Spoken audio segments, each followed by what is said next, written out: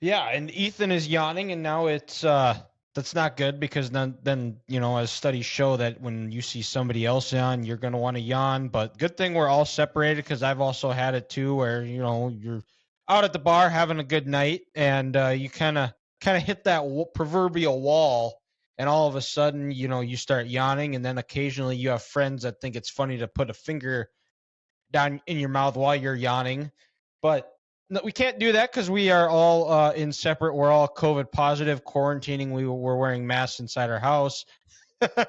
I'm just kidding.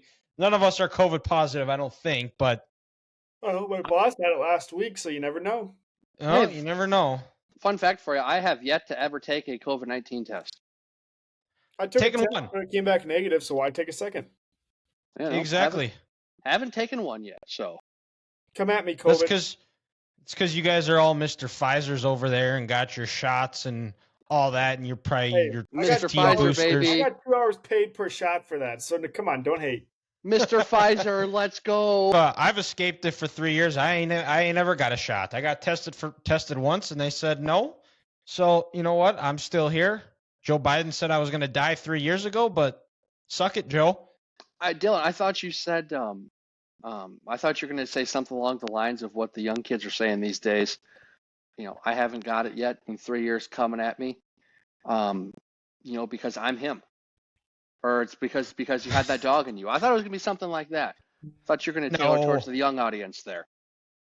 It's hard to keep up with all the things. I am the Riz King. That's a very popular term. I'm trying to think of all of them, but I got another one. One of my younger coworkers told me a couple years ago when, or no, it was just this last summer when his parents, or his dad or his mom, so one of them was making like some awesome Italian dinner that night, and he goes, "Jesus, I'm gonna go home and I'm just gonna muck this dinner." I said, "You're gonna what that dinner?" Yes, muck, yeah.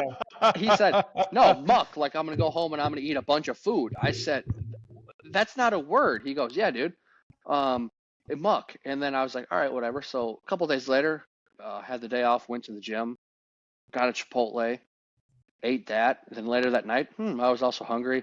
Grilled up a steak, had some veggies and some rice on the side. And I saw him the next day and I said, "Reese, man, I just mucked some food on my day off." He goes, "Dude, you're using my language." I said, "Well, yeah, when I ate as much food as I did, muck is an appropriate word to use." I didn't know that was a popular term with the kids. I guess it hasn't reached over my neck of the woods here. Maybe your 'Cause kids I've been saying muck it up for the last 5 or 6 years. It feels like. So maybe it's just a different term, or maybe your kids just aren't eating the way that people are eating over here in Minnesota, where they can say, "I'm about to muck this spaghetti dinner tonight." Yeah, or maybe we're seeing back a trend back where swearing isn't as acceptable as it used to be, and then kids saying the F word, they're saying I'm gonna muck it up. No, dude, it's getting worse and worse by the year. You got kids just throwing profanity out forever. But it's whatever. Hey, freedom of speech, so I'm all for it.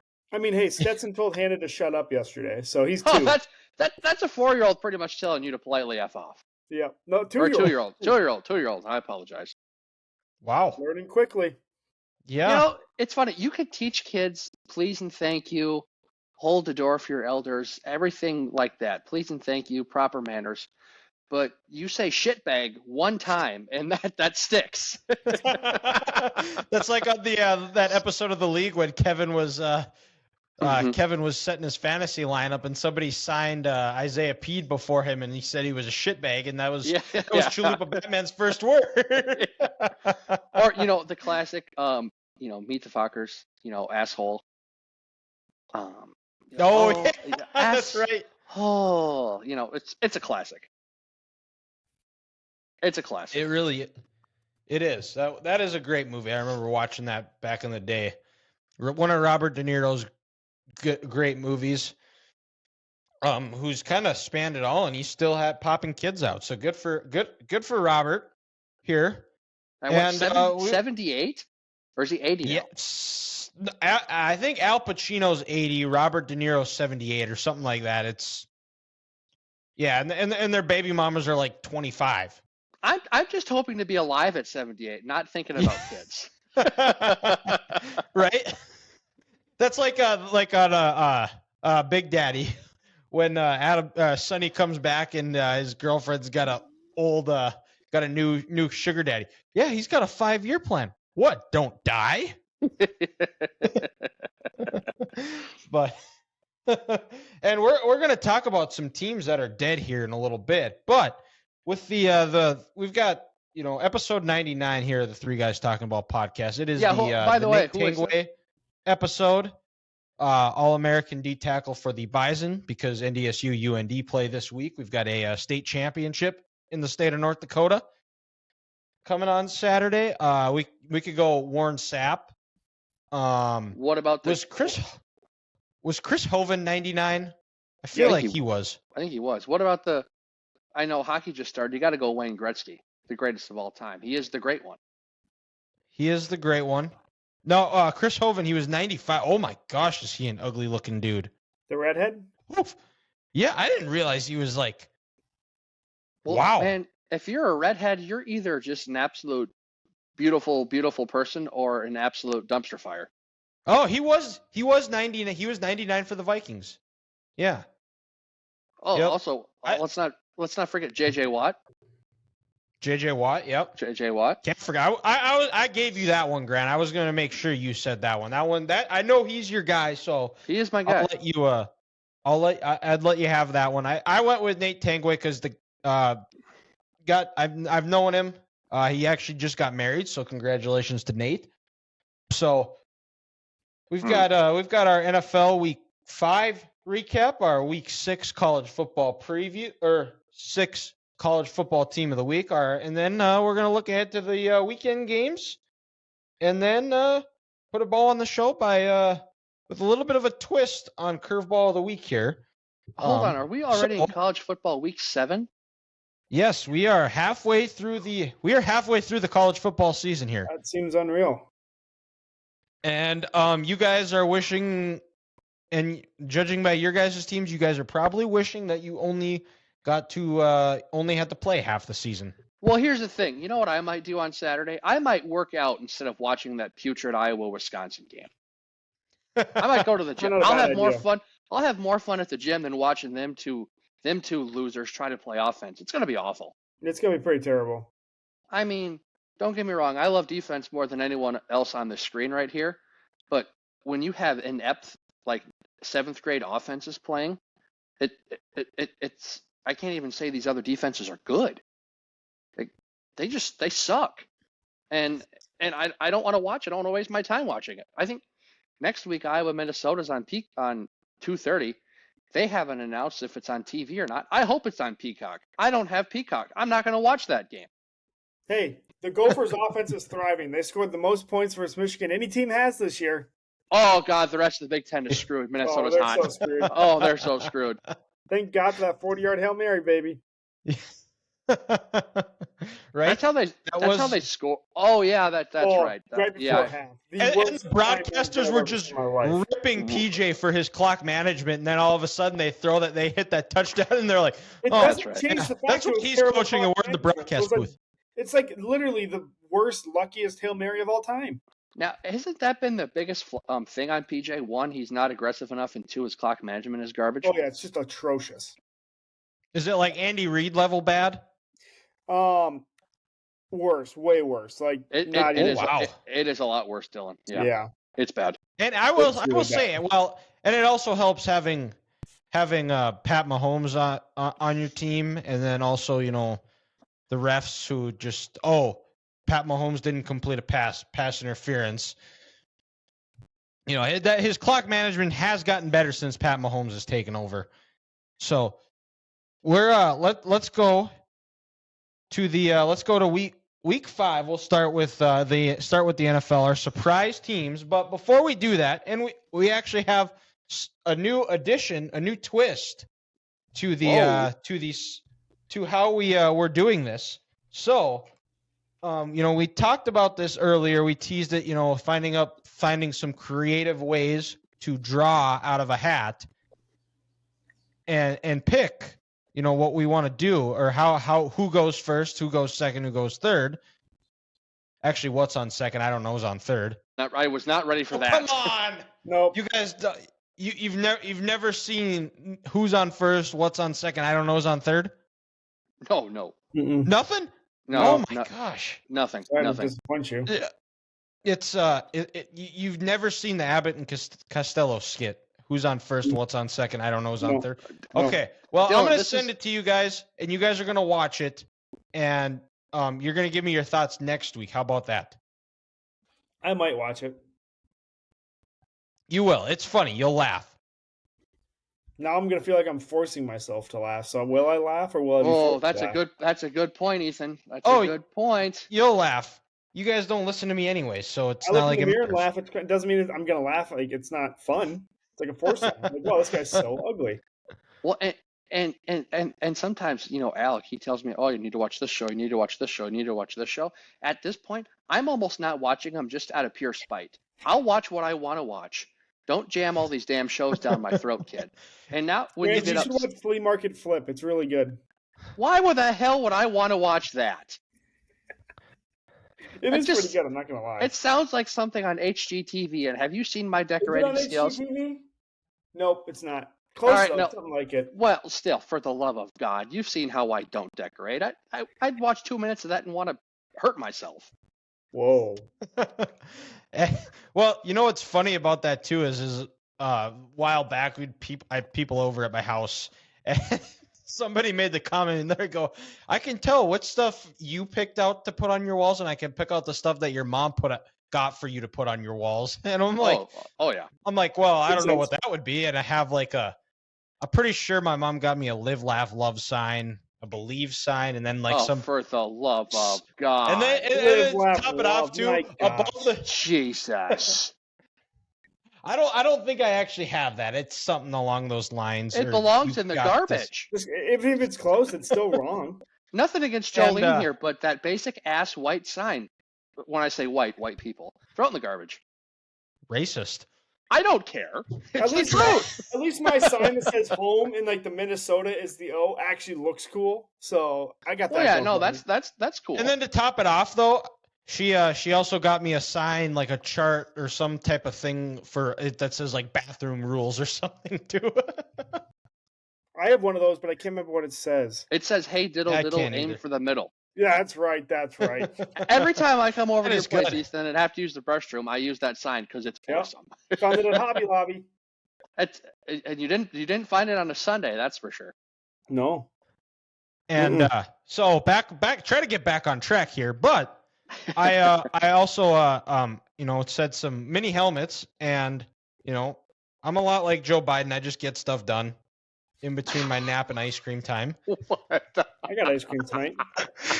That's okay, because I'm taking a nap. And Grant is the Chiefs, Ethan is the Vikings, and I am the lowly Cowboys. So with that, we're You gonna have like a paper bag instead of a Vikings helmet. I could give you a Saints. I could give you a No, Saints. no, no. Let's Oh, do it whoa, backwards. whoa, that's too far. Alrighty, and going first here in the episode 99 draft of surprising. I really hope it's just go. Just go. Go. Okay. And Grant. Collusion! Yes! We're in bed with the NFL and we're in bed with the producer I'm of this totally show. getting third again for like the 5th straight time. And going second is, Oh wow! Ethan? Oh, look at that. and Great that play makes for me me. third. So Hey, Ethan, Grant? you know what's funny? Dylan was telling us how the Cowboys have a top 3 roster before the season, and we said the Eagles and Niners have a top 2 one. So in Yep. this situation, again, Dylan is in last place in the NFC with us 3 Not surprising. in terms of top Yep. 3. Yep, not surprising. So, all right, Grant, fire away. What do you got for your surprise team It was surprise in the team. NFL this week? Hey, and once again, boys, I have my notes down, so I'm not going to get confused. 2 weeks in a row. Hey, there it is. 2 weeks in a row. My surprise team here this week, boys, I'm going to go with the Chicago Bears. winning on Thursday. And the reason I picked the Bears is because, it's a short week. You're up, 28-3 on Sunday against the Broncos. You blow that lead, you lose 31-28. Everyone is just dogging you. Your head coach you've lost 17 straight games. Your quarterback can't quarterback. You have no defense. People are still wondering how you got all your stuff stolen out of Soldier Field a couple weeks ago, and you got to get on a plane and play a short week against the Washington Commanders, which will be the Redskins forever. But you come in and you destroy them. You win 40? Was it 40-20? 40-20. 40-20 in that game. Justin Fields, sure, he only completed a little over 30% of his passes, but 9.7 yards per attempt. You do that in a lot of games in the NFL, you're going to win some games. And hopefully everybody who had DJ Moore on their fantasy team was started him. Yes, you do that, and then you trade away the first pick to keep your young quarterback to get a guy like DJ Moore, like Dylan just mentioned. Was it 230 yards and 3 touchdowns? Single-handedly won some fantasy games and ruined some fantasy games for some people this week. And then also, another congratulations to the Chicago Bears, getting Chase Claypool out of your organization and out of the building. He's been gone the last 2 weeks, and they're averaging 34 points a game. He gets traded to, the Dolphins this week. Sure, they play the Giants, but the Giants suck. But who knows? The Dolphins will probably score 10 points this week with Claypool in the building now. But also, their defense actually turned up 5 sacks and two turnovers, an interception and a fumble. The Bears needed this, and on a short week, I didn't see it coming. So my surprise team, the Chicago Bears, in Week 5. And not to mention, too, though, is the fact that Washington tried to make a little bit of a comeback, and it was almost felt like deja vu for the Bears, where similarly the week before they were up 28-7 against the Broncos, and they let that slip away, and there definitely was some doubt creeping in that, oh boy, here we go again. But here we go again. To their credit is they nutted up, they made the plays when they had to, and finally got that first win of the year. Well, for my team, I roasted them last week, but the Pittsburgh Steelers, they took down the Ravens. Lamar Jackson was okay, but they forced 3 turnovers. I mean, honestly, like every other stat, they pretty much lost in this game. But they made the big turnovers in the fourth quarter, and they took advantage of them. They scored. Literally what you're supposed to do. Hey, Vikings, take a hint. No, I mean, only 3 penalties, 3 sacks, gave up 5 yards of play. Like, not terrible, and they finally ended up doing something offensively for once in their lives. Every once in a while, a blind squirrel finds a nut. And on Sunday, the Steelers offense found a nut late in that game. But, hey, what do they say? A win's a win. There's no style points in football. This isn't gymnastics. Yep. Right. And Matt Canada was also surprised, angry, not happy for some reason when they scored to go take the lead on the Ravens, and he looked like he was he looked like he was George Pickens, just like wishes he was George Pickens, just falling down and dying because. Well, and I don't know if you guys saw the any highlights from last night's Penguins game where they were the Penguins fans were chanting "Fire Canada." I did see that. That was awesome. And not very often are you going to hear at an NHL arena hear "Fire Canada." Usually, you're just used to hearing "Oh Canada." But hey, Pittsburgh is built different, and especially That's during a Steelers football town. season. That's a Steelers town. Let's not forget about it. So, but hey, they're 3-2 on the year, and who cares if they win ugly? They win. Correct. Quick break, timeout, guys. I think we're going to be getting a Buxton at bat here this inning. Oh, I didn't even know he was on the roster. He got activated today. Kirilov with a shoulder injury.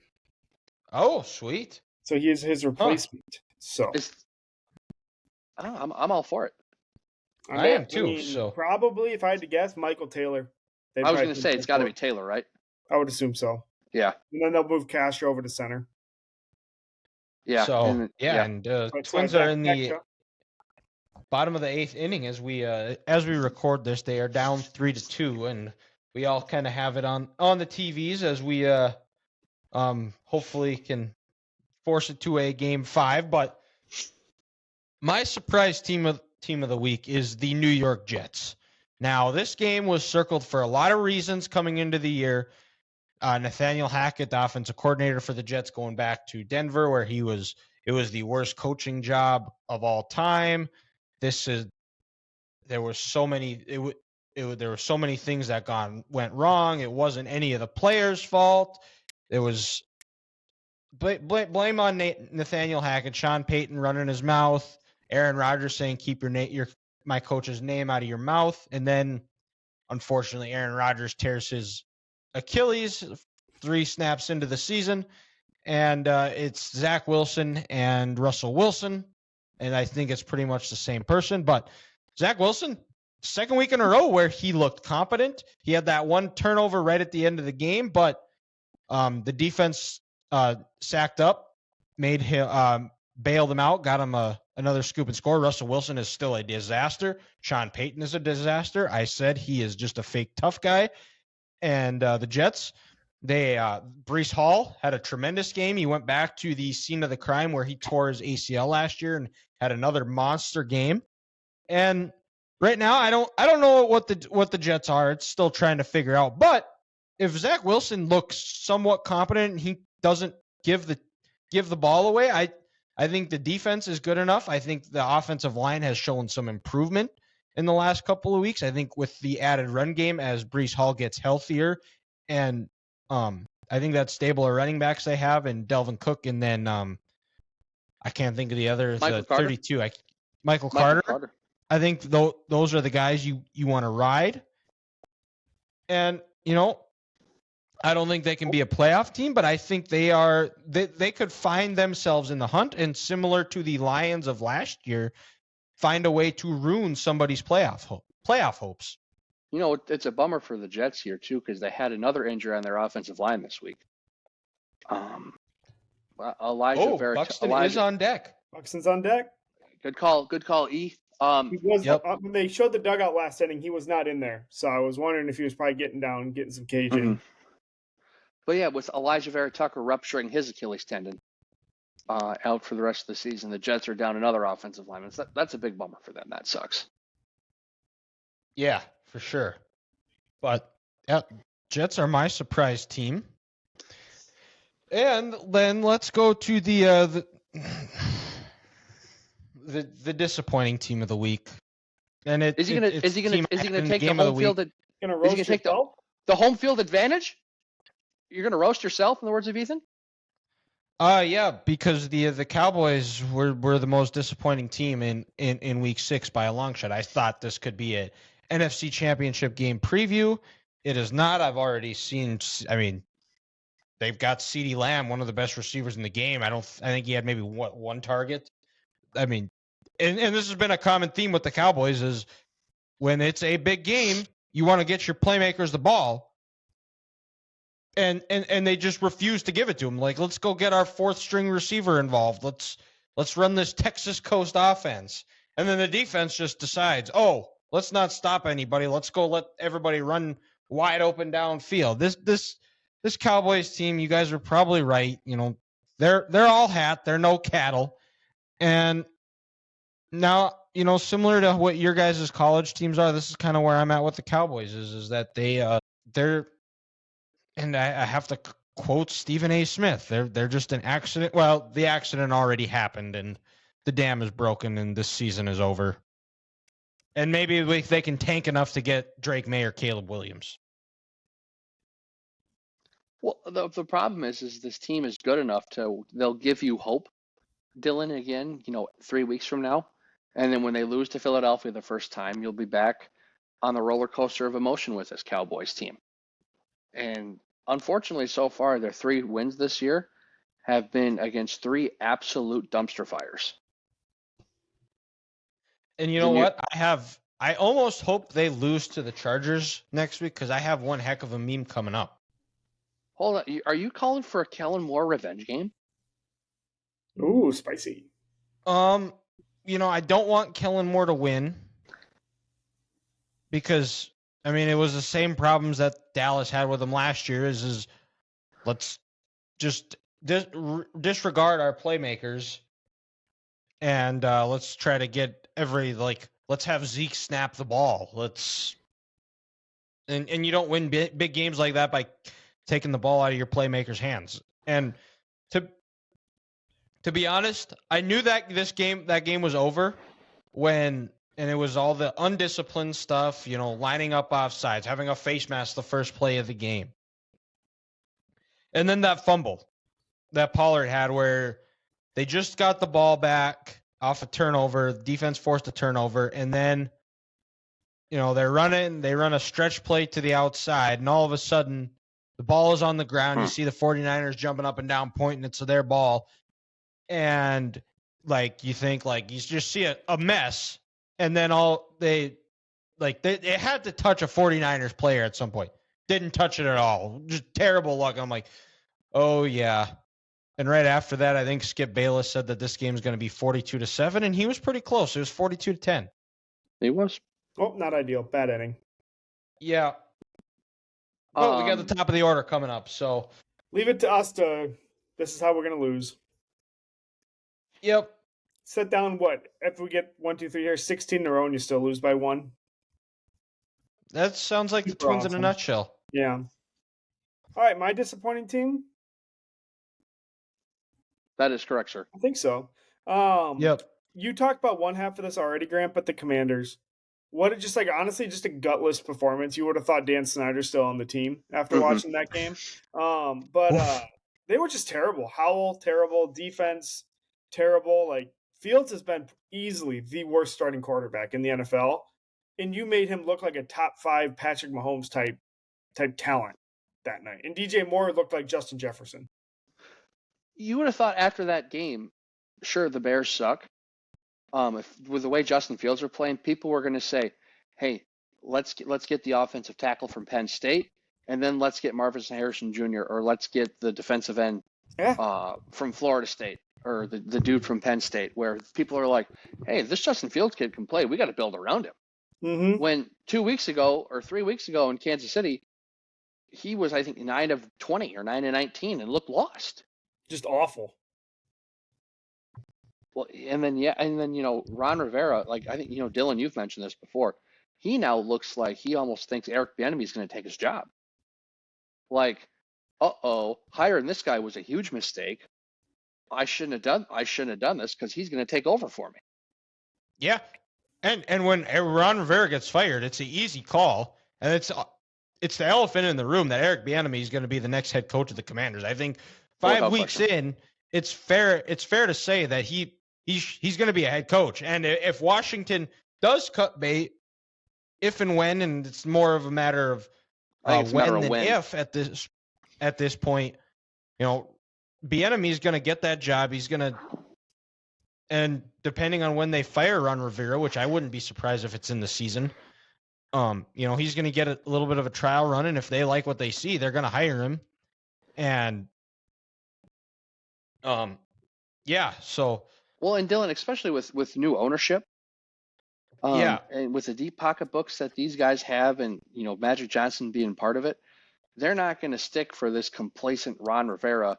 Hey, I'm going to live off 2013 to 2015 Carolina run. He's never had back-to-back winning seasons as a head coach. Never had back-to-back winning seasons. And the one time he won his division, and with Washington, they were 7-9. It was the COVID year. It was the COVID year. They started off awful, and somehow Alex Smith on one leg saved them. Dak. Speaking of only having one leg, he had one leg that year. Philadelphia imploded. The Giants haven't been imploding since the boat pitcher in 2016. Someone had to win the division, and Washington won it that year. Exactly. But so my turn now, and talking about disappointing coaches, I'm taking a different turn right here. My disappointing team, I'm going to go disappointing head coach, and that would be Bill Belichick.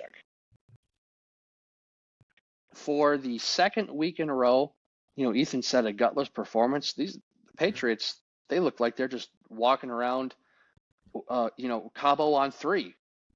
3 points combined in their last 3 games for this offense. Their defense has given up 58 points. Sure, 70. I want to say 72 total with two pick sixes, one against Dallas and one against New Orleans. With Bill being the GM, the lack of skilled players on this offense, you let Jacoby Myers go in the offseason. You signed Juju Smith-Schuster to the same, almost exactly identical contract. Juju Smith-Schuster looks like a totally different person. Maybe A.J. Brown was right when he called him a TikTok boy and Patrick Mahomes saved his career, because he had 3 receptions on Sunday for 6 yards. Mike Gesicki, your all-world tight end you thought you were going to get, 2 catches for 17 yards. I checked. Hunter Henry, 0 catches, 0 yards. You bring back Bill O'Brien with these 2 tight ends, the Patriots can go back to their old ways, 2 tight ends, owning the middle of the field. They look lost out there. And with each passing week, Belichick is losing, I think, respect around everyone for how he's going to go down in the history books because of the way this team looks now and his record without Tom Brady as his quarterback. I mean, you saw his face on the sideline against Dallas doing this. Well, it's going to be a long year in New England, and if he doesn't make some changes or spark some energy in this team, the Patriots and him are going to mutually agree to part ways after this year, which I never thought was going to happen. Because they are in a landslide. They have the worst roster in football. Worst roster in football. And for him, Bill Belichick, the GM, is going to tarnish Bill Belichick, the head coach, with all the success he's had because of this run these last 3 years. So Julian Edelman was on the Herd on Monday, and he talked about, because I think defensively they've got some nice players. I think the defensively, like they're okay, but Julian Edelman said it is that, like, and he said it's gone back to his time, is that he needs to bring somebody in on the offensive side of the ball that can help him make those decisions and evaluate talent, because they've taken some guys like N'Keal Harry in the first round, and like Julian was saying, like, this guy is not a first round talent. What are you bringing him in for? Like, he's not good. And but yeah, it's and I think one thing that you give Belichick the benefit of the doubt. I know he's he is his harshest critic, and maybe this will be the offseason where he brings in some offensive coordinator or some front office offensive guru to help try to help him evaluate talent, to get some guys in place that can help him do what he wants to do in New England. I think I don't see that happening, and I think he's stubborn the same way Kirk Ferentz is stubborn. They're set in their ways. This is how they want to run their program. This is how they do things. Look at his assistants. When McDaniels left, he needed an offensive coordinator. He hires a special teams coach and a lifelong defensive coordinator to co-run an offense last year. Are you kidding me? And this year he rehires Bill O'Brien, again, a good head coach, a good offensive mind, but he's only bringing in people with New England ties, and they do things the way he wants to. I just think he's so old and so stubborn. He doesn't want to bring in someone new with a different philosophy or a different identity. And they're going to kind of question his methods of building and running an organization. I just don't see it happening. When you've had as much success as that guy has, with how stubborn you can be and your ego as big as Bill Belichick's is, I just don't see it happening. I think he might have to lose his job and try to start somewhere new, or just go off into the sunset and never be seen again. Could be. Could be, because I don't think he's got. Yeah, seriously. I don't think he has a. I don't think he's got a future in television. I don't think he has that personality. No. Oh God, no. But look, make AJ Brzezinski sound good at his job. AJ Brzezinski sucks. But I like. He had a good interview with Brandon a while back on Brandon's podcast. I enjoyed listening to that, some of those stories, but I'll defend AJ here doing color commentary. It is not an easy job. It happens so fast, and trying to dissect things at one time, it's a difficult job. So I'm not gonna knock the guy. I've been in his shoes. Say, you can definitely still tell he has some sort of anger towards the Twins for going to Joe Mauer. Like that is still 100% a thing. Like he very well is good on the podcast, and he actually does okay breaking down the game. But there is 100% some little thing there that he's still upset with the Twins. Yeah, could be. But let's go over, Grant, back to you here for Told You So team of the week. Who do you got? So not to continue this negative train I'm on, but I'm going to continue this negative train here. And that would be the offensive side for the Green Bay Packers coming into this year. I had this team nowhere near the playoffs. I didn't trust Jordan Love. I don't trust Matt LaFleur. You can clearly tell that it was the Aaron Rodgers train. You know, those two MVP years when LaFleur first took over in Green Bay. Just no offensive identity. When Aaron Jones is out there, they just don't have anything going for him. Christian Watson had three receptions the other night. Every other receiver on the team had one. Did Dobbs even have one? I think he had one. Did he? Okay. Dobbs had a couple one. Of drops too. You know, their rookie tight end Musgrave, right, from Oregon State. He led the team with 6 receptions, but I think he was only for like 35 yards. I saw. Yeah, they're just not explosive. They're not explosive. They don't have an identity on offense. You can tell they're running plays. There's no ebb and flow to it, and they couldn't even get the running game going. With no Aaron Jones, A.J. Dillon, 3 yards a carry, with a long of 11, and against that porous defense in Las Vegas, it's not going to get the job done. And unfortunately, you know, with the good defense the Packers have, with this offensive inept that they have, eventually it's going to break your team, and the Packers' season's not going to go over too well for them. So I don't see it with Jordan Love, and it's not fair. He's had 6 starts in his career, but he doesn't have the weapons outside to help him succeed. We can talk all you want about, you know, Pat Mahomes and Joe Burrow and Jalen Hurts. They got some dogs next to them. They got coaches that can put them in a good spot, and players who help bail you out. I just don't see that in Green Bay.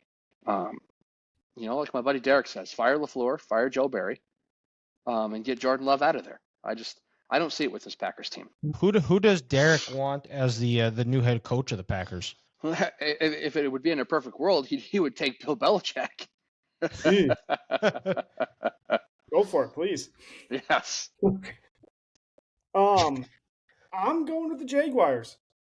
I said before the year they're going to win the division. They were going to run away with it. I feel like this is the first game where they showed like who they can be. Right after the Bills absolutely decimate the Dolphins. Was it last week? Right?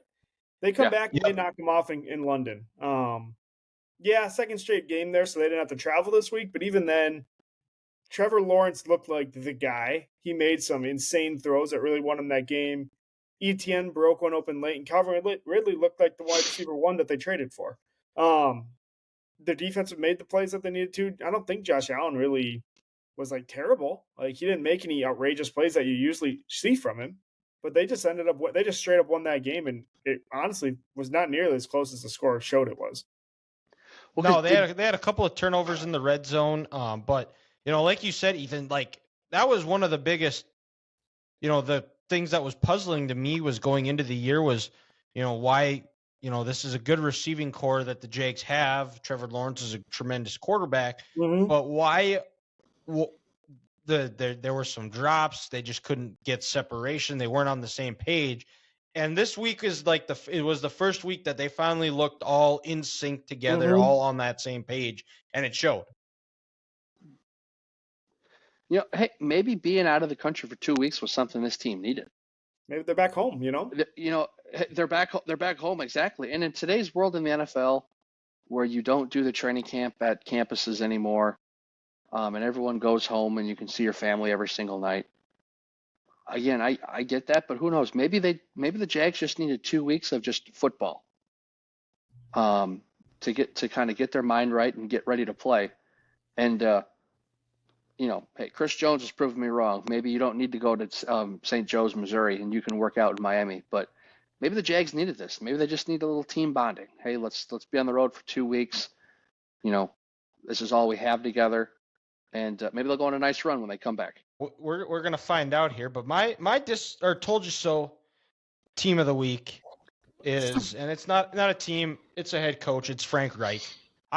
Going into the year, and before we did this, I had it all in my head that I was gonna go with the Panthers. They were gonna win the division. I thought Bryce Young is a star.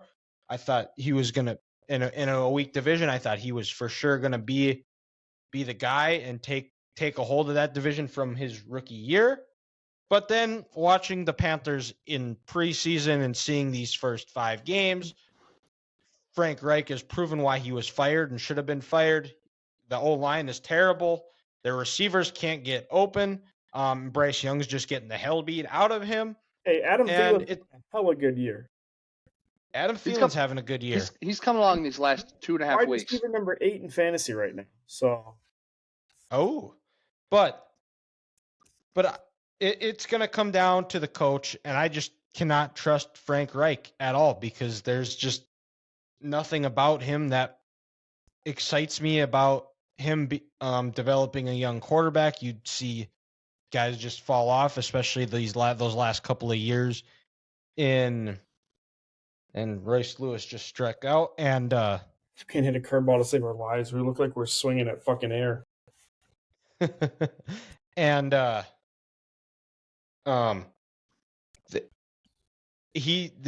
they should have stuck with the they should have hired they look worse than what they did last year under Steve Wilkes. Yeah. And now he's coaching the best defense in football. Yeah. And now let's go down to our college football week 6 team of the week here. And my team of the week is going to be a team that I had in my game of the week, and it's the Oklahoma Sooners. There were a lot of people who were saying they were overrated. They just were playing a weak schedule. They just weren't very good at all, and Texas was gonna absolutely stomp Oklahoma, and all those haters can suck it. Wait for it. Down. Horns down. That last drive by Oklahoma literally looked like Texas wanted them to score. Like, that's how easy it was for them. Like, it was awful defense. Well, and guys, even coming into the year, I was talking with Alec and his dad before the season, and we got talking about some of these big programs, and they said, "Oh, do you think they question Oklahoma?" And I said, "No, guys, just give Brent Venables and his staff some time. Last year, you lose Caleb Williams, you lose all that offensive talent. You really never had a good defense before because Alex Grinch was your defensive coordinator before. He's awful. You need time to build this roster in the age of the transfer portal. He's building it the right way, just like Texas was. This defense on Saturday played like his old Clemson defense. 5 sacks, 2 interceptions, and that huge goal line stand. And this is a win that he needed. And and he got it. So I've always liked Venables. He's probably one of the best defensive coaches in college football.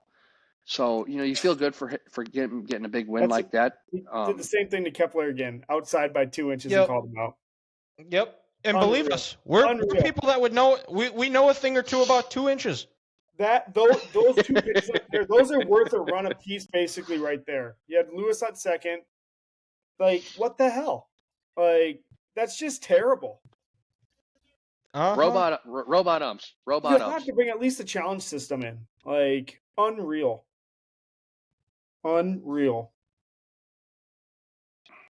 Brutal. And but yeah, so, and I don't even think this is an indictment on Texas.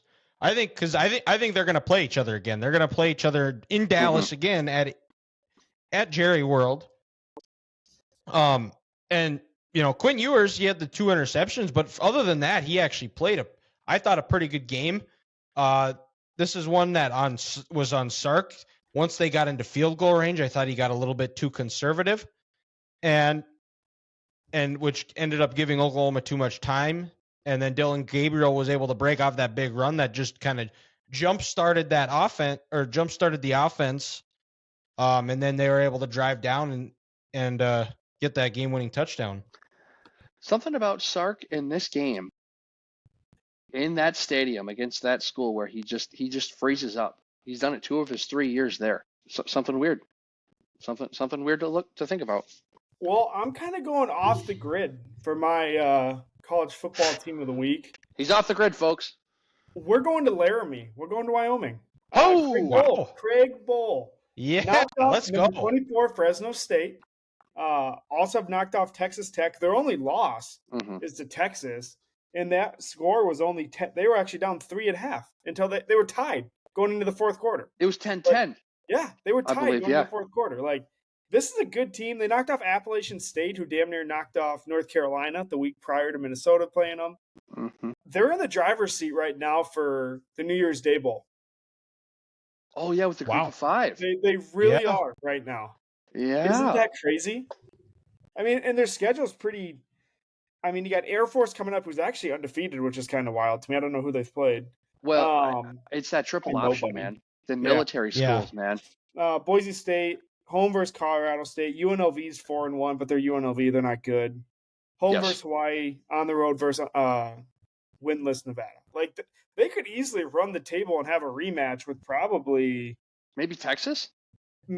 Yeah, it's just. And that was a game they led in going into the fourth quarter. It's so crazy. Hold on. Are you telling me? Hold on. Are you telling me we're getting ready for the Penn State Wyoming Fiesta Bowl? How sick would that be? All those hicks down in Florida. Oh, it's awesome. It's the James Franklin Classic. Penn State goes 10-2. They lose to the 2 best teams, and they make them play a group of 5 teams because they're the Fighting Pedophiles, and we don't like Penn State. It's awesome. USC goes and loses again to the top. Yes. It's gonna be great. Oh man. Oh, that's awesome. For them. Cool. Go Cowboys. That's awesome. Yeah. I like that off the grid. There you go. Yeah, absolutely. Well, if Ethan was on the grid, I'm going to be basic here, and I'm going to be on the grid with the last 2-time national champions, and I'm going with Georgia in this aspect. We were dogging them all year. Oh, they're sleeping. They don't want to pay attention. Blah blah blah blah blah. I even kind of dogged them last week a little bit. I said they looked like Ohio State in 2015, and then they play an SEC opponent and they put up 51 points on them. They win 51-13. They kind of told everyone else in America, hey, don't forget about us. We're still pretty damn good. Carson Beck, 28-35, 389 yards and 4 tutties. I think what's more impressive, Brock Bowers caught his 24th touchdown pass as a tight end. It's pretty good. To pass A.J. Green. And there's a chance he could be the all-time leading touchdown receptions holder at Georgia by the end of this year. In 3 years. In 3 years, which is incredible. I mean, he's a combination of Travis Kelce and George Kittle. He'll maul you in the running game, but he's an athlete when he gets in space. And I think this week, Georgia kind of told everyone, hey, don't forget about us. When we turn it on, nobody in this country can beat us. Yeah, I think Michigan can. If there's a year, it's this year, and it's this Michigan team. Mm-hmm. Yep. Yeah, they're better than the Gophers. I will say this, Ethan. I think you asked me the prediction for the Michigan-Minnesota game, or maybe it was a coworker, and I said, I think it'll be 38-10. Take away them 2 pick sixes. Yeah. Grant was right. Yeah. He would have been. Yeah, that was not a great day. Twins lose. They lose. Yeah, not fun. Well, we all knew that Michigan-Minnesota game was coming that way. Don't bullshit us, Dylan, and say there's a lot of game left. Come on. You're we look at each other like, are you fucking stupid? You're a football coach. You know when one team's better than the other team. And you know what? I knew the Iowa-Penn State game was coming. You know why? It's called the eye test. Brian Ferentz. I hate that guy so much. I have PTSD, though. I've seen way too many times where, the 2015 game that we went to, Michigan should have won that game by 3 touchdowns, but somehow, this is your father's Minnesota Gophers, not good Gophers. Yeah. That is true. And Dylan, this Michigan team, remember Harbaugh just took over for Brady Hoke. Fair. That was fair. He had some scars. He had to heal, and now the way Jim's built this team, he had some scars. He had to recover from some demons to exercise. This is no offense to Brady Hoke because I'm sure he seems like a very nice guy, but it just didn't work out in Michigan with Michigan. Just because you're a nice guy doesn't mean you're a good football coach, and there's nothing wrong with that. That's true. And also, you know what Brady Hoke's issue is? Let's call a spade a spade. The no headset. I mean, come on. Yeah. No. It's not 1964 anymore. Put the damn technology on, Brady. Yeah. Yeah, you know what? You are right. And let's go to let's stay with you, Grant. Now, who do you have for your NFL game of the week for week 6 preview? NFL game of the week. Let me flip my notes over here. So I got 3 good ones I can choose from. But you know what? I'm gonna pick a game here where it's close to home for 2 of us. Monday night, Cowboys, Chargers. In this aspect, the Chargers, they're coming off their bye. They're 2-2. You could argue they should be 0-4. You could argue they should be 4-0. It's the classic Chargers. But they're like I said, they're coming off their bye. They got the Cowboys who are coming off that embarrassment on Sunday night. The Chargers also then have a short week this following week when they got to go to Kansas City. And then Dallas, they're coming off. They're going to have a long week.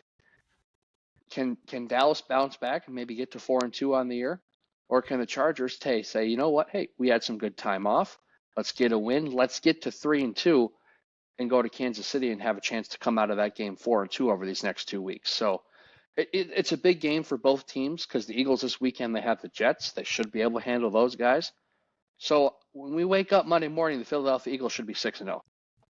And if Dallas loses on Monday and they're 3-3, I mean, good night, Irene. Just give the Eagles the hats and the T-shirts already, if you ask me. So Dallas can't have that. The Chargers need this because if they lose this game, they're 2-3. If they lose to the Chiefs, they're 2-4. We might as well give the Chiefs their hats and T-shirts for the 8th straight year if the Chargers lose their next 2 games. So Cowboys, Chargers, Monday night. Everyone's going to be watching. I believe it's in Los Angeles. That's my game of the week.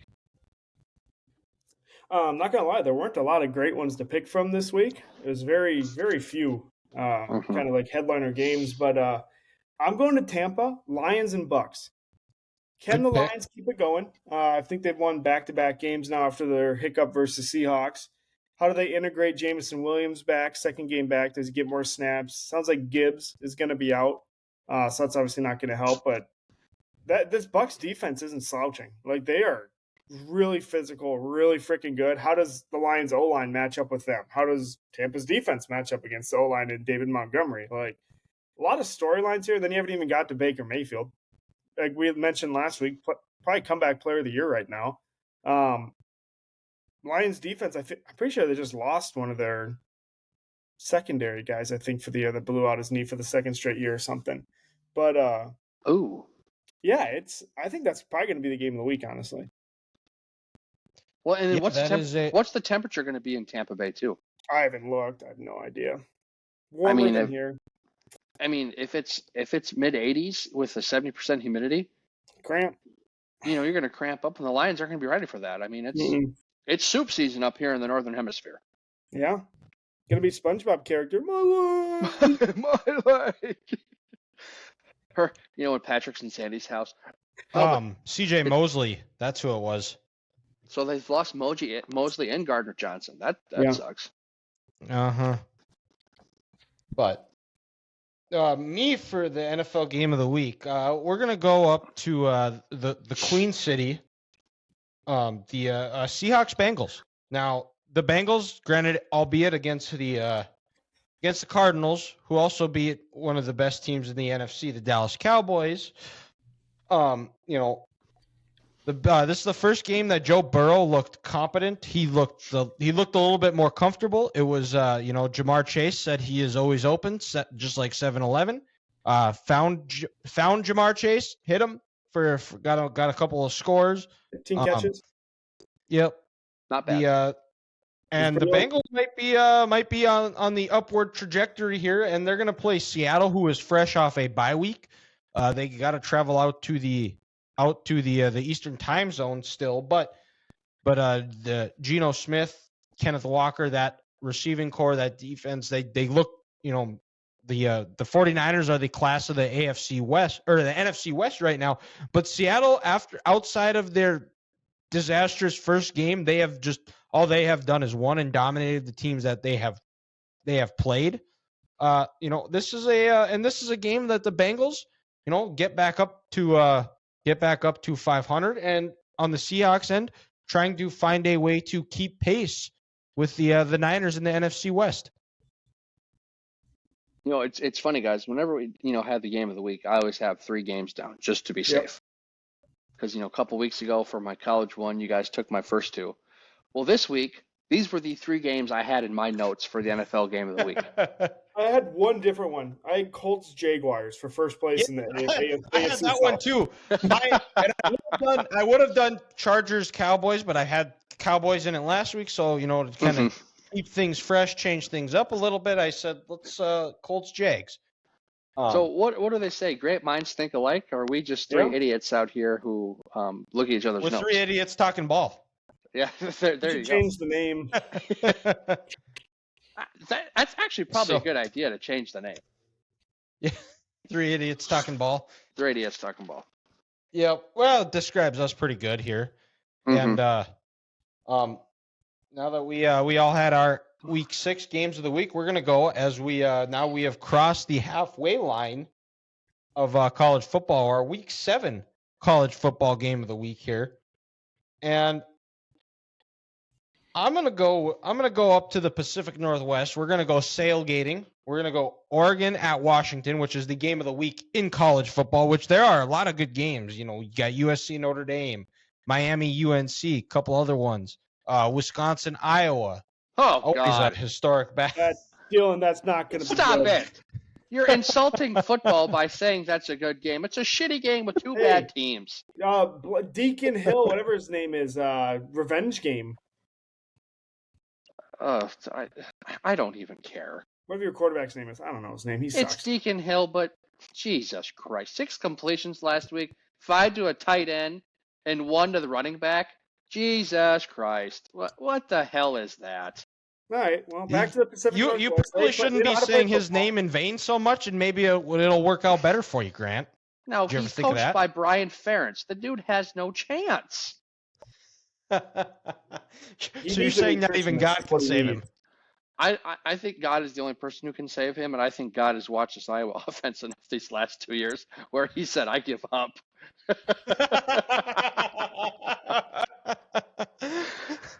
So you're saying Iowa's heaven really isn't Iowa? Oh, not for football. If we're making a baseball movie, yes, but not for football. You know that meme? There's that meme, that picture of Jesus where he's smoking a cigarette and his eyes are wide open. That's God watching Iowa try to play offense. Fair point. That's a good one. I might have to clip that. I'm sorry to steal your take again, but go right ahead. But I brought it up. I just had to make sure you were paying attention here. But Oregon, Washington, battle of undefeateds. Whoever wins this is going to be in the driver's seat for one of these spots in the Pac-12. This could also very well be a rematch here of a Pac-12 championship game. Bo Nix versus Michael Penix. Also, some Heisman implications. Whoever plays the best might be positioning themselves in the front runner for the Heisman. I believe right now, I know the total for the game is like 64. That's it. Wow, something like that. Yeah, it was in the 60s. The last time Oregon played on national TV, they were a very inspired, out for blood game. I think it will be like that, but I don't think you're going to see a Dan Lanning pump up speech that you got when they played Colorado. Right now, Washington is a 3-point favorite, and it's going to be a back and forth. It's going to be up and down. You're going to want to watch this game. It's going to be a fun game to watch for sure. Probably the biggest game that's been played out at Husky Stadium in a long time. Probably since they played USC in 2016 when they were a playoff team. Probably. Yeah, probably. Mm-hmm. All right. I'm going on the East Coast. We're going opposite direction here. We're going Miami at North Carolina. So Miami trying to come off the upset versus the engineering nerds of Georgia Tech. Did you guys see the end of that game? I did not, but I don't need to. It's a terrible loss. Brutal. Do you have any idea of what happened, Ethan? I have no idea. No, I just know they lost. Oh my gosh. All they had to do was take a knee, and they were running the ball. Miami decided to run a play with like 26 or 34 seconds left. No, Dylan. No. It was like 43 seconds left. And the clock is running. Georgia Tech has no timeouts.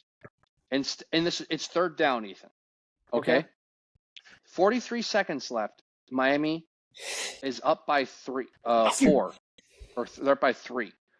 They snap the ball. Instead of taking a knee to essentially end the game, taking 3 steps backwards, taking a knee at 39 seconds, they hand it off to their running back.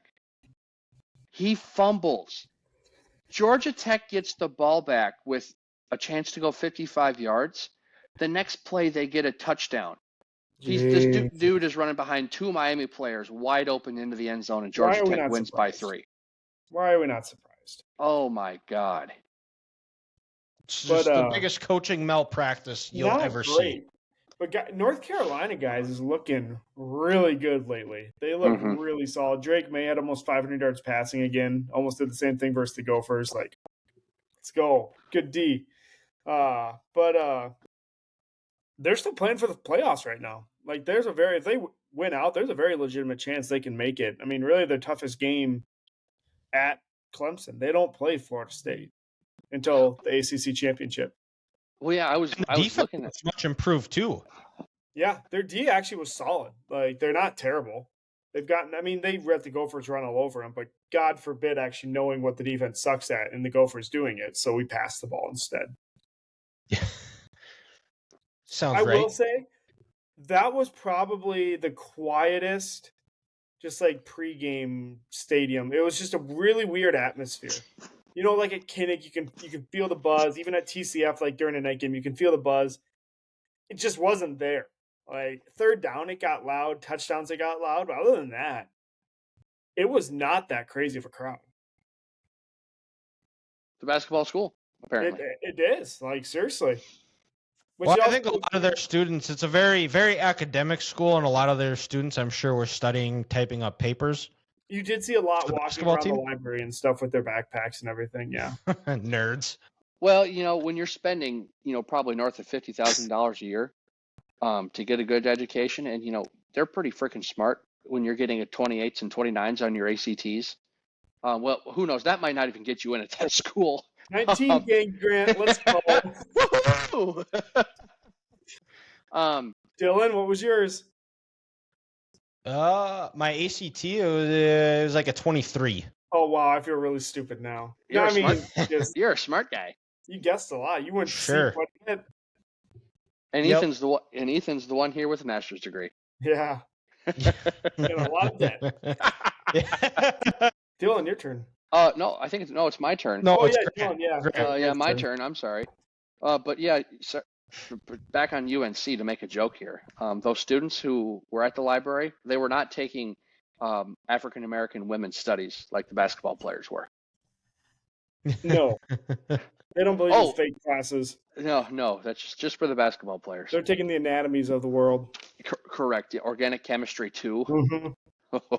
Gross. I am not smart for that. I am not. So it's fun. Dylan, you were on the West Coast. Ethan was on the East Coast. I'm going to go to the heartland of America. He's going Notre Dame. Notre Dame, USC. Yep. Shocking. Those are my 3 games. Yeah, same here. They were my 3 games. Notre Dame here, boys. This could be kind of a I told you so team.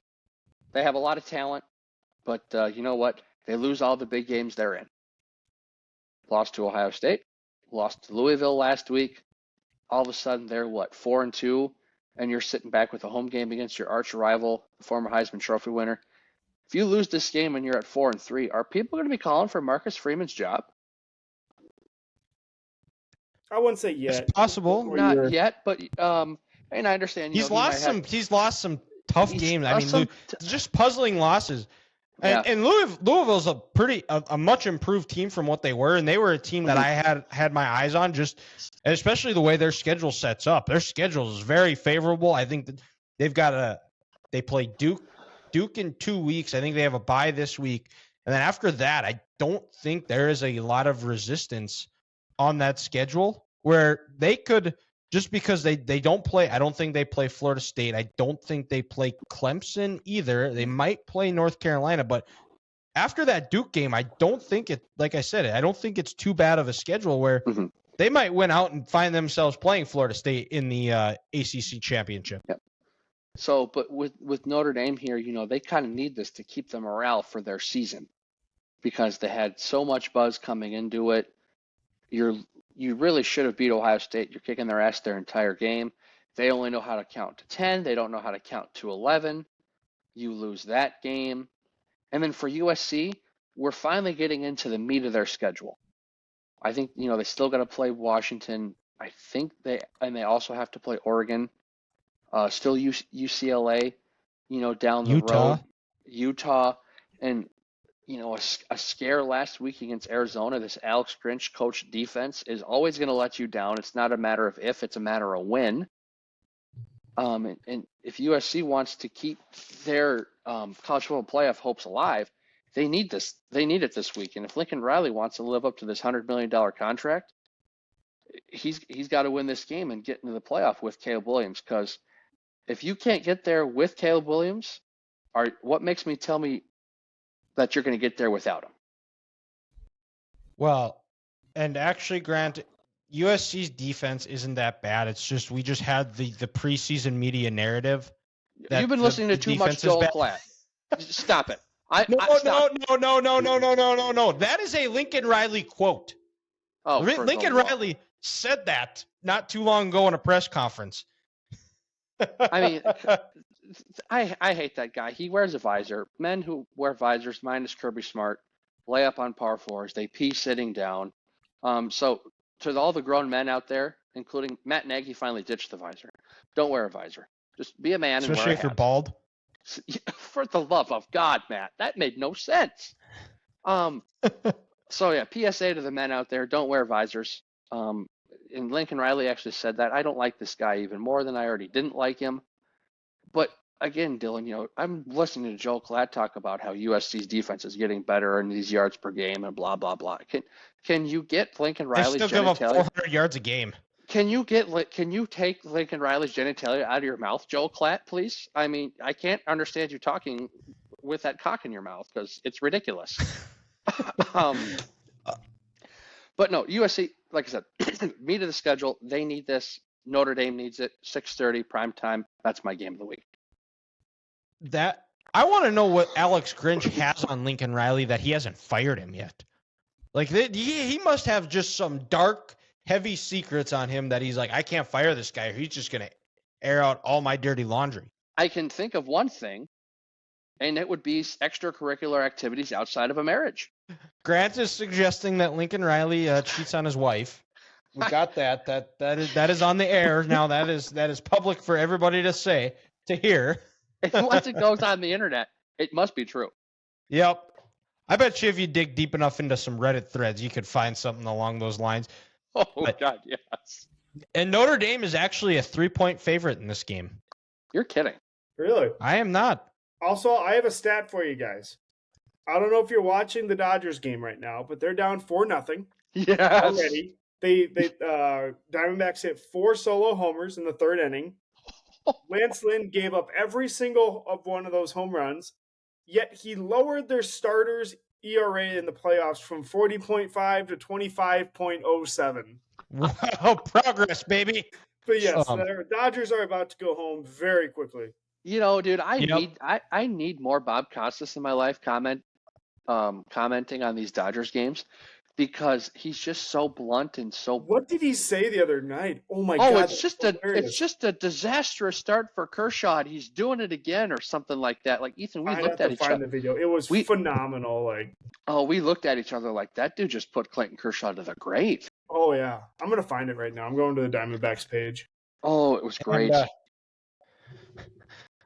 So that wraps up our FBS talk for the week here. We're going to go down since I've had some requests here about want us talking some NDSU football. So we're going to, and since it is NDSU-UND this week, NDSU goes back up to the chicken coop that they call the Alaris Center.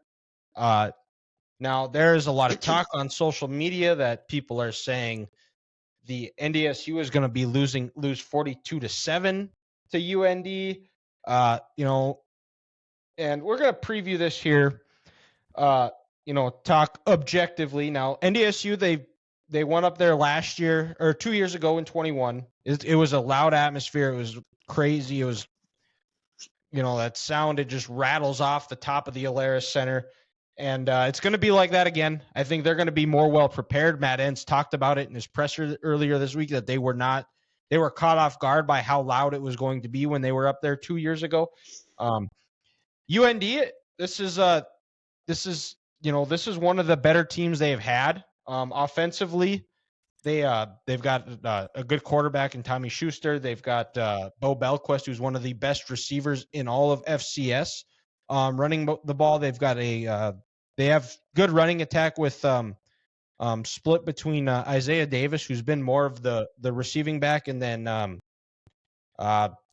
his last name's like Zebarth. I can't think of his first name. Gavin Zebarth, out of Cambridge, Minnesota.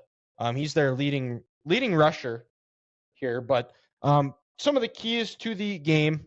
UND's defense has not looked improved from the last couple of years. It still looks similar. They give up, they're in the back half of the FCS of FCS in passing defense, and then in rushing, they gave up a bunch of yards to Boise State and South Dakota State, the two good teams that they played on their schedule, both losses.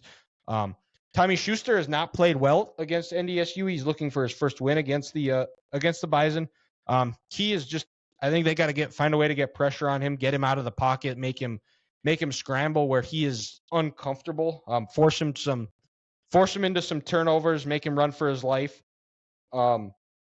And another thing too is defensively is I think NDSU, their tackling outside of the USD game, I think has been much improved. The pass rush needs to find a way to get home. They have not been very good this year, the last couple of years for that matter, of getting a pass rush. They got to be able to find that. Hopefully they can get home with four guys where they're not having to blitz, and also have to be ready for a trick play, because every time NDSU and UND play, there's always some type of trick play that they have up their sleeve, whether at a 4th and inches QB sneak on a punt in their own on their own side of the field. The trick play a couple of years back where they scored, where they it was similar to the longest yard where they all looked in disarray and then they snapped the ball and threw it up. And if NDSU, they just don't turn the ball over, run the ball effectively, do what they've had success with against UND in the past, and I think they're going to be fine. A lot of people think this is the year the dynasty dies. They're not going to make the playoffs. I heard something today. I saw something online today that when Kleiman left, they should have hired Bubba Schweigert instead. I mean, this is just some of the things that you read on the internet. They're just delusion. But that's my NDSU-UND preview for the week. You guys got any questions? Who wins? This is I think this is going to be a close game. It's going to be a 4-quarter game. But in the end, I'm going to pick NDSU to win just because I have not seen UND beat NDSU. I need to see that before I am comfortable enough picking UND to beat the Bison. Seems fair. Fair enough. It was fair. So that's the NDSU-UND preview. Let's go to Curveball of the Week. And this is one a little bit different, but since we have not had this discussion, this might be just a teaser for a later episode down the line when we're not in the middle of football season. But I had this, somebody asked me about this discussion, so I wanted to bring it up here. You guys do it. My Curveball of the Week is who is the most known, in your guys' opinion, the best pro from the state of Minnesota. Now, some of the rules is that they have to be from Minnesota, not somebody like a Kirby Puckett who came here from wherever he was from and then played here, but like a homegrown talent of the state of Minnesota. Who, if you guys had to choose, who would that be? I grew up in Iowa, so I am choosing an Iowa player. That's my. I figured you'd probably expect me to say Joe Mauer, but I figured that was too obvious. So I'm going Iowa since I was born there. Okay. Grant, you want to go first? So we got three different states. I'll go first. And my athlete here does not play in one of the 4 major sports in this country, but won a Olympic gold medal for being the best gymnast in the world in Tokyo. I think you had to go Suni Lee. Like I said, from St. Paul, Minnesota. Now gymnast at Auburn University. Like I said, best in the world, and you just the all-around gold medal at the Tokyo Games. Just whenever I watch these gymnasts, I'm amazed at the hand-eye coordination, the concentration, how strong their lower body is, the way they can move their body and do it so gracefully. It doesn't make any sense. It shouldn't be humanly possible to do what these gymnasts do. And you can see with Simone Biles, sometimes it can be a mental game, especially if you get on that beam or those uneven bars, and if you have one bad slip. But for Suni to be able to bring the gold medal home to not only the States, but to St. Paul, Minnesota, as the best gymnast in the world. I think at 18 years old. At 18 years old, before she even went to the University of Auburn, I think that's pretty cool. So you got to go Suni Lee, gold medalist from St. Paul, Minnesota. Okay, I almost actually went a gymnast in Shawn Johnson. She was probably, I don't know if you guys remember her as much, but I do remember. I remember watching her. She was incredible. And Nastia Lukin. Yep. I thought about Niall Kinnick Stadium. Obviously, can't go wrong there. And then I also considered my wrestling mate Tom Brands. There you go. I always tapped out. I never beat him, but you can call this a homer pick because his parents lived by my grandpa and grandma. But Kurt Warner, Mr. Hy-Vee man himself, Mr. Hy-Vee himself. Yep. Was two-time MVP, one-time MVP. Yep. Two-time. I won. 2 MVPs. 2 and then the Super Bowl. Yep. Yeah. I'm going Kurt. He was crazy story. Yeah. Great movie too, by the way. A little bit cheesy, but with the special effects and everything, but the overall movie I thought was really good. I've not seen it. And I think before Tom broke, did he have the 2 highest passing yardage games in Super Bowl history? I think with two different teams, something like that. Yeah. I think that's a great pick, Ethan. Thank you.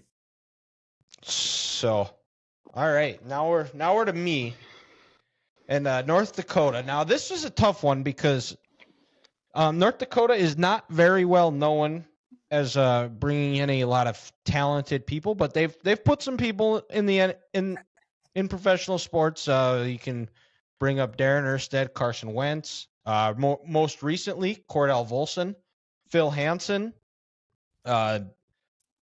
Trying to think here. Dave Osborne, a running back for the Vikings way back in the 70s.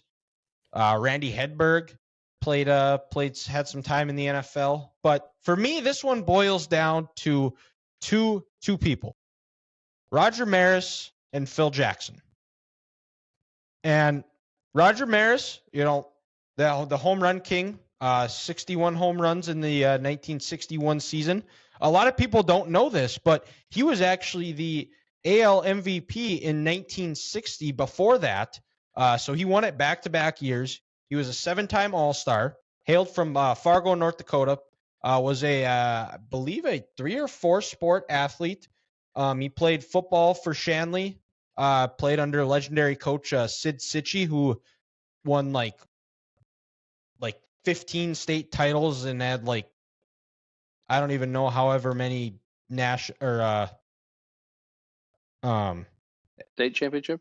Yeah, he had it was it was some stupid ridiculous number, but he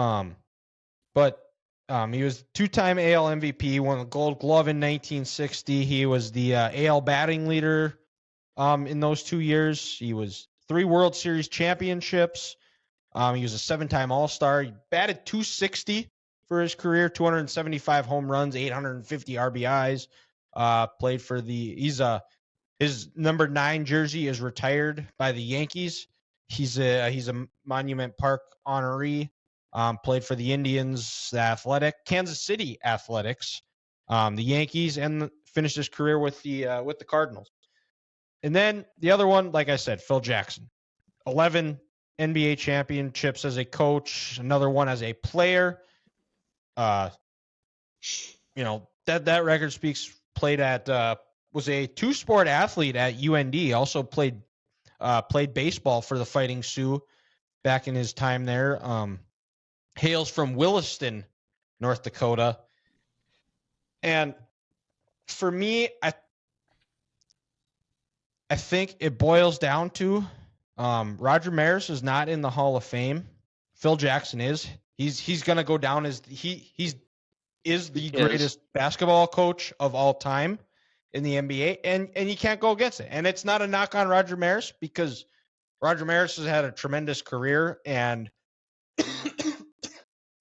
had a movie made about him, 61, with Barry Pepper, and I can't think of who else is in it, but it was a great movie. I believe it is on Max.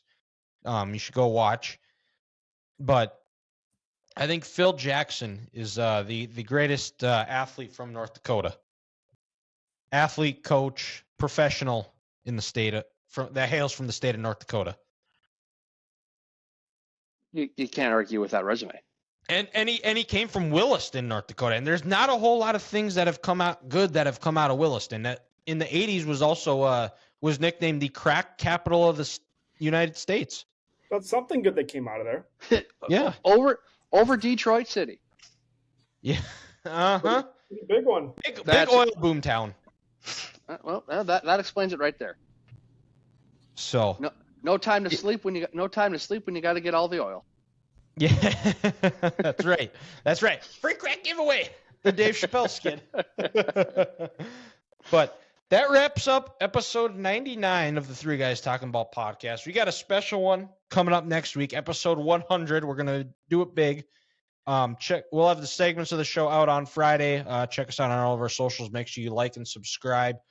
Subscribe there. We'll be posting other content. I'll have my betting picks on TikTok as well. So make sure you subscribe there as well. 3GTV podcast. You can find us there on X and Instagram as well. And we will talk to you next time on episode 100.